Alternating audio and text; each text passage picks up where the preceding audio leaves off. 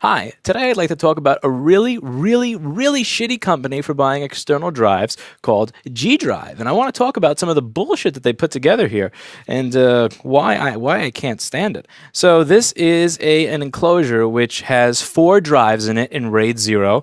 So the first thing that I'd like to propose to you is 4 drives in RAID 0. What a great fucking idea for an external drive. So most people who do backups, most people who use external drives, they're buying it to use it as a backup, right? So they're buying this to use it as a backup. And your idea is that you're going to take 4 drives and put them in RAID 0 so that with this setup, you get 25% the reliability of a regular setup. And you think that's okay. But that's not really what I want to get at, because you're allowed to put together a ridiculously designed product with a ridiculous set of compromises. Again, if somebody is going to pay a lot of money, 4 hard drives in RAID 0, to me, this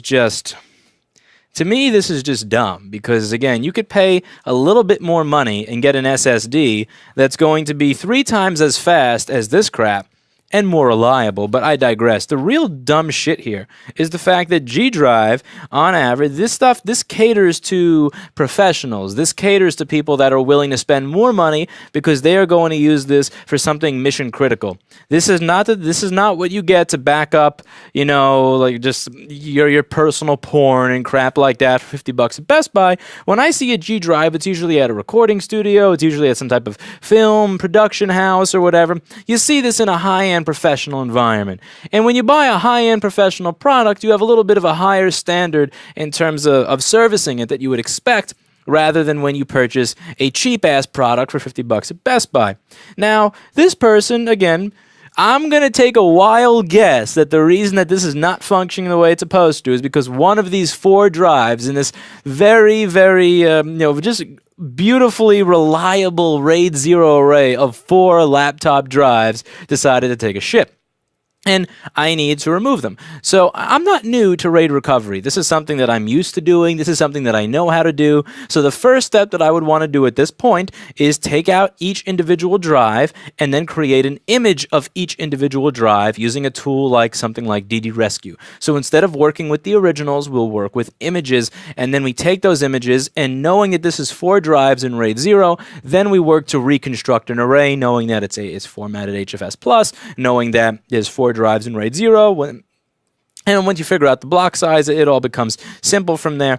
But that requires taking the drives out, right? Now, you can't get to the Phillips screws in the side of some of these drives without having a special right-angle screwdriver, which is, let's face it, not standard in most facilities, even mine. And you think that you'd be able to pull this thing out, right? So this bay that is holding these drives in, you'd think that I'd be able to pull these out in a serviceable manner, because again, we're not talking about some $50 piece of shit from Best Buy. We're talking about something really high end. Well, that has screws on the bottom, and here's where this is some real bullshit. And this is why I would literally rather almost throw my data away than store it on a G drive. These fuckers use security screws in the bottom. I don't know if you can see that because the camera is set to face focus, so I'm going to take that off over here, because this is a move that's even douchier than what Apple does.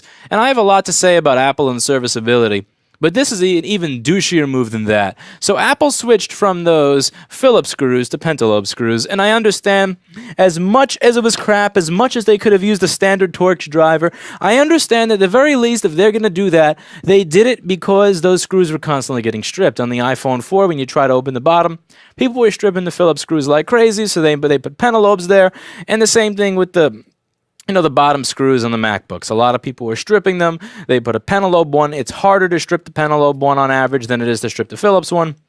It's a douchey thing to do, right? But whatever. This is a big screw. This is not a screw that you're likely to strip. And you've used Phillips screws on other parts of the enclosure. So using a security screwdriver here is just the biggest pile of bullshit I have ever seen. I mean, this person needs their data back as fast as possible, and I have to wait until we close to go to Home fucking Depot to buy a security screwdriver to remove this screw. Like, it's bullshit. And usually I would do something like use this and get under the screw and squeeze the screw. This is the Exolite 175M. I've used them many times before to remove these screws when I've been in these type of situations, and they work pretty well. And this one, it's kind of failing me. But, I mean, again, this is a professional grade product. When this fails, people are going to want service as quickly as possible. So why would you do something like that to impair somebody's ability when they've paid a premium for your product to be able to get service as quickly as possible? I mean, I can't put into words the feeling that I had when I saw that this company that charges a lot of money for these drives actually went above and beyond to use security screws, not regular Torx, security screws on the bottom of a hard drive enclosure.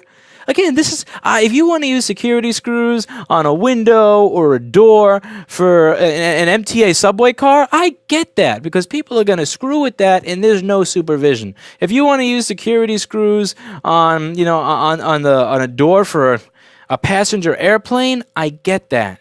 This is a fucking hard drive enclosure. If somebody wants to get in here and destroy the contents, they're going to use a standard Phillips screwdriver, open the sides of it, and rip this up or bash it. The only thing that this doesn't accomplish security, because again, if somebody wants to open this and destroy it, all they got to do is remove a couple of Phillips screws and bash the hard drives inside.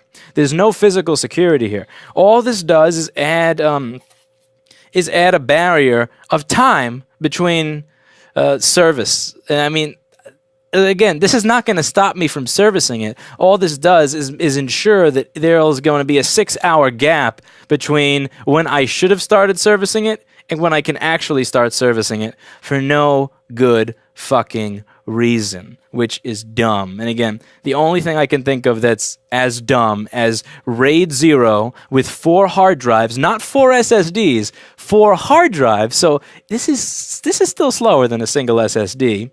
This still costs a fuck ton of money, and this has 25% of the reliability. But the only thing that's dumber than that is using a security Torx screw on the bottom of your drive enclosure. If you do this, we fucking hate you, and we all have good reason to. If you're a working professional and you use these for a living and you need and God forbid you have your stuff on 3 of them and all 3 of them die at the same time because they're using this dumbass RAID configuration, don't you want people like us to be able to open it and get to recovering it as soon as possible? If so, never buy a G drive. Never buy one of these products, because if you do so, you're only fucking yourself. There are many brands of external drive that are designed to be opened by people that are not bullshit like this. Security screws. What kind of bullshit is that?